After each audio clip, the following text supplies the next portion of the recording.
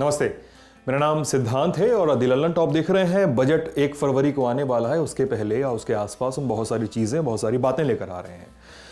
पिछले साल की शुरुआत यानी 2020 की शुरुआत में कोविड का संकट चीन से निकलकर पूरी दुनिया में फैलना शुरू हुआ, तो इसे रोकने के लिए सरकारों को आंशिक या संपूर्ण रूप से लॉकडाउन लगाना पड़ा, तालाबंदी करनी पड़ी। घरों से निकलना नहीं है, घरों में रहना है तो सेफ रहना है। भारत भी उन देशों की फहरिस्त में शामिल हुआ। 24 मार्च 2020 को रात 8 बजे के आसपास 21 दिन के लॉकडाउन की घोषणा की गई थी, जो बढ़ता ही चला गया। अब देश की अर्थव्यवस्था इसमें थोड़ी सी गड़बड़ा गई, थोड़ी क्या काफी गड़बड़ा गई। अब देश की अर्थव्यवस्था को बिखरने से बचाने का दावा करते हुए केंद्र सरकार ने कुछ फैसले लिए थे। आत्मनिर्भर भारत पैकेज की घोषणा ऐसा ही एक फैसला था। नरेंद्र मोदी ने 22 मई 2020 को 20.97 लाख करोड़ यानी 21 लाख करोड़ रुपए अपने पहले पैकेज की घोषणा में उन्होंने दिए थे। इसके बाद 12 अक्टूबर को 73,000 करोड़ रुपए के पैकेज का ऐलान किया गया और फिर 12 नवंबर को 2.65 लाख करोड़ के पैकेज की घोषणा की गई। इन सब के बारे में विस्तार से जानने के पहले ये जरूर जान लीजिए कि आर्थिक पैकेज का आखिर मतलब क्या होता है और ये कितने तरह के होते हैं। क्यों जानना जरूरी है? क्योंकि आर्थिक पैकेज और इन सारी बातों को 1 फरवरी के दिन और आसपास बहुत सारे इकोनॉमिस्ट दोहराएंगे, सरकार दोहराएगी, लोग बोलेंगे, समझ में कई बार नहीं आता। इकोनॉमी की भाषा कई बार ऐसी रखी जाती है, कही जाती है कि आप आंकड़े में फंस के रह जाते हैं, फिर आप विरक्त हो जाते हैं। इसलिए आसान भाषा में जान लीजिए कि पैकेज क्या होते हैं, फिर हम मीजल्स के बारे में बता देंगे आपको। आर्थिक पैकेज क्या होता है? आपकी गाड़ी का पहिया अटकने लगे, घिसटने लगे, धीमे घूमे तो आप क्या करवाते हैं? सर्विसिंग करवाते हैं। मतलब ग्रीस, मोबिल, ऑयल वगैरह से चकाचक करने की जरूरत पड़ती है ताकि गाड़ी दौड़े सरपट। अब यही हाल अर्थव्यवस्था का है। कभी कभी उसका पहिया जाम होने लगता है, रुक सा जाता है, वो सुस्त पड़ जाती है, तब जरूरत पड़ती है सर्विसिंग की। आर्थिक पैकेज उसी सर्विसिंग जैसा है ताकि अर्थव्यवस्था का पहिया फिर से दौड़े, स्मूथ रहे। अब आर्थिक पैकेज को स्टिमुलस पैकेज भी कहा जाता है, माने प्रोत्साहन पैकेज। नाम से स्पष्ट है कि इससे अर्थव्यवस्था को ताकत दी जाती है, थोड़ी सी उत्तेजना कि आगे बढ़े मामला। अब कितने तरह के होते हैं पैकेज? पहला पैकेज फिस्कल होता है। हम सरकार को टैक्स के रूप में पैसा देते हैं जो उसके खजाने में जाता है। अगर सरकार यह पैसा मंदी में या किसी अन्य संकट में हमें वापस करती है, टैक्स रियायतों के रूप में देती है, तो यह पैकेज फिस्कल हिस्से में आता है। पैकेज का फिस्कल हिस्सा होता है। अब आता है अगला फाइनेंशियल। इसमें सरकार बैंकों से कहती है कि आप अर्थव्यवस्था में लोगों को कर्ज देना शुरू करें। सरकार कर्ज के नियमों में ढील देती है और लोन रीपेमेंट का जो पीरियड होता है उसमें भी थोड़ा फेरबदल किया जाता है। ऐसा 2020 में देखने को मिला था एमएसएमई के बारे में, जब ये बातें हुई थी और केंद्र सरकार ने लोन बांटा था। अगला पैकेज होता है मॉनेटरी। रिजर्व बैंक आगे कर्ज बांटने के लिए बैंकों को पैसा देता है और उसमें वो ब्याज दरें कम करने की कोशिश करता है। लॉकडाउन लगते ही रिजर्व बैंक ने बाजार में करीब 4 लाख करोड़ रुपए की लिक्विडिटी यानी नकदी छोड़ दी थी कि बाजार में पैसा घूमे, सर्कुलेट करे, जिससे खपत बढ़े। ऐसा रिजर्व बैंक का सोचना था। अब इसमें एक बात समझते चलें कि फाइनेंशियल और मॉनेटरी पैकेज में सरकार की ज्यादा भूमिका होती नहीं है। यह संबंध बैंकों और जनता के बीच का होता है। सरकार बस कुछ नियम ढीले कर सकती है, ऐलान कर सकती है, अपनी पीठ थपथपा सकती है, कुछ सहूलियतें दे सकती है, लेकिन आखिर में लोन बैंक को देना होता है और ग्राहक को लेकर उसे चुकाना होता है। यानी असली पैकेज होता है फिस्कल कैटेगरी वाला, जो इस पे सरकार की सीधी भूमिका होती है। प्रोत्साहन पैकेज क्या होता है और ये बाकी पैकेज से अलग कैसे है, ये भी एक सवाल है। किसी देश की अर्थव्यवस्था को संभालने के लिए और प्रोत्साहन देने के लिए सरकार द्वारा जो वित्तीय मदद दी जाती है उसे स्टिमुलस पैकेज यानी प्रोत्साहन पैकेज कहा जाता है। आर्थिक संकट के दौर में जब देश की अर्थव्यवस्था पर संकट आता है, तब सरकार इस तरह के प्रोत्साहन पैकेज का ऐलान करती है। जहां दूसरे पैकेज में सरकार विकास आदि कामों पर फोकस करती है, वहीं इस तरह के पैकेज में सरकार का फोकस यह रहता है कि अर्थव्यवस्था का पहिया चलता रहे सुचारू रूप से। अब पैकेज काम कैसे करता है? ये बड़ा सवाल है। अब आर्थिक पैकेज वाला मॉडल केसियन इकोनॉमिक्स पर आधारित है, उस पर काम करता है, जो मंदी से निपटने के लिए खर्च करने के सिद्धांत पर चलती है। यह theory British economist John Maynard Keynes के आर्थिक विचारों पर आधारित है। अब महामंदी को समझने की प्रक्रिया में उन्होंने सरकार की तरफ से खर्च बढ़ाने और टैक्स कम करने का समर्थन किया था ताकि मांग बढ़ सके।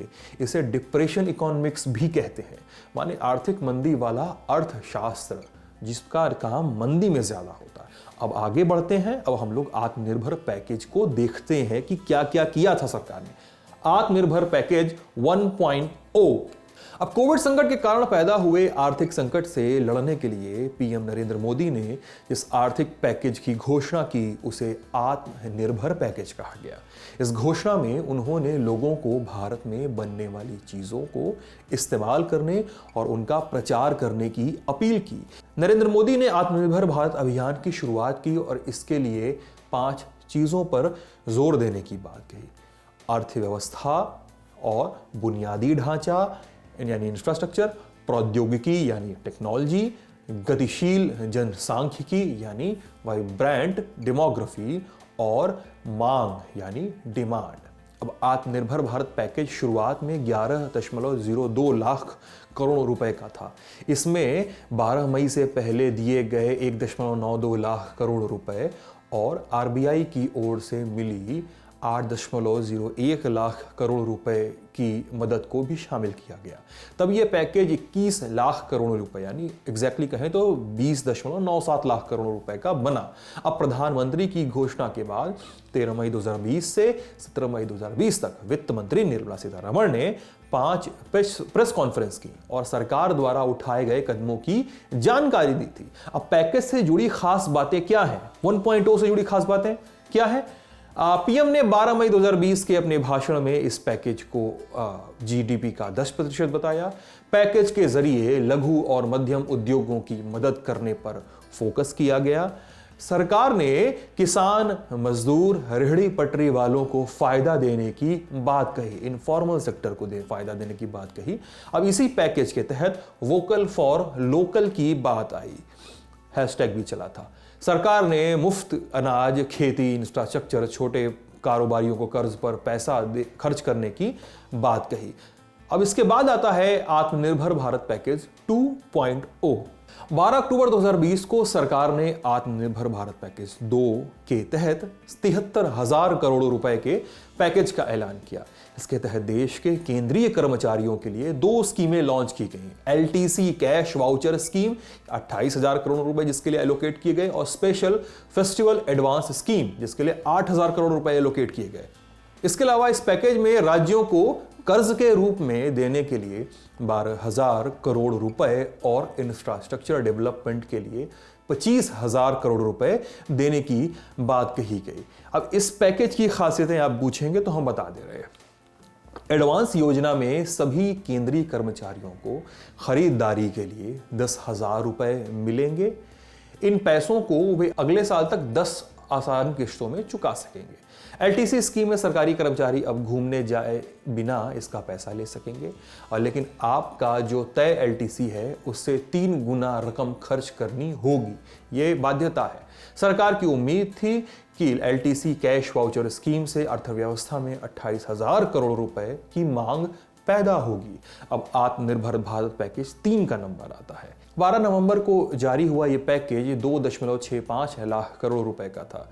इसमें पीएम आवास योजना के लिए 18,000 करोड़ रुपए, ग्रामीण रोजगार के लिए 10,000 करोड़ रुपए, कोरोना वैक्सीन के लिए 900 करोड़ रुपए और निर्माण में आत्मनिर्भरता बढ़ाने के लिए 1,45,980 करोड़ रुपए की व्यवस्था की गई थी।